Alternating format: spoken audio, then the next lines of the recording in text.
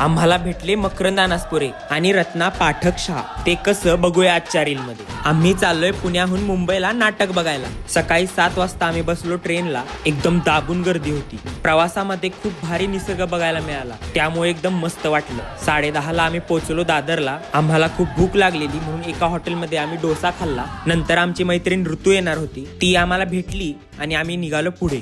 तिथून टॅक्सीने आम्ही गेलो लोकसत्ता लोकांकिकेच्या मेगा फायनलला रवींद्र नाट्य मंदिरला. आणि हे नाट्यगृह खूपच सुंदर आहे, पण तिथं झाला प्रॉब्लेम. त्यांनी आम्हाला आतच सोडलं नाही. ते म्हणाले आत जाण्यासाठी पास आहेत आणि ते सगळे संपलेत. आम्ही खूप वेळ बाहेरच थांबलेलो, पण तिथल्या एका मुलीने तिच्याकडचे एक्स्ट्रा पास आम्हाला दिले. आम्ही आत येऊन बसलो आणि पुढची एकांकिका सुरू झाली. हिचं नाव होतं राशोमोन, जी की नाशिक विभागाची होती. यांच्या लाईट्स छान झाल्या. नंतर आम्ही जेवायला गेलो. तिकडे आम्ही चिकन तंदुरी आणि चिकन टिक्का खाल्ला. परत आल्यावर कोल्हापूर विभागाची एकांकिका होती. Rajaram Bapu engineering college ईश्वरपूरची halfway. एकांकिका छान झाली. कलाकारांनी मस्त अभिनय केला. जर कोल्हापूर किंवा ईश्वरपूर मधून कोणी बघत असेल तर कमेंट नक्की करा. पुढे जे जे घडलं ते एका रील मधून सांगणं अवघड आहे, म्हणून मी मकरंद अनासपुरेंना कसा भेटलो आणि पुढची मी कोणती नाटकं बघितली यासाठी पार्ट 2 नक्की बघा. धन्यवाद.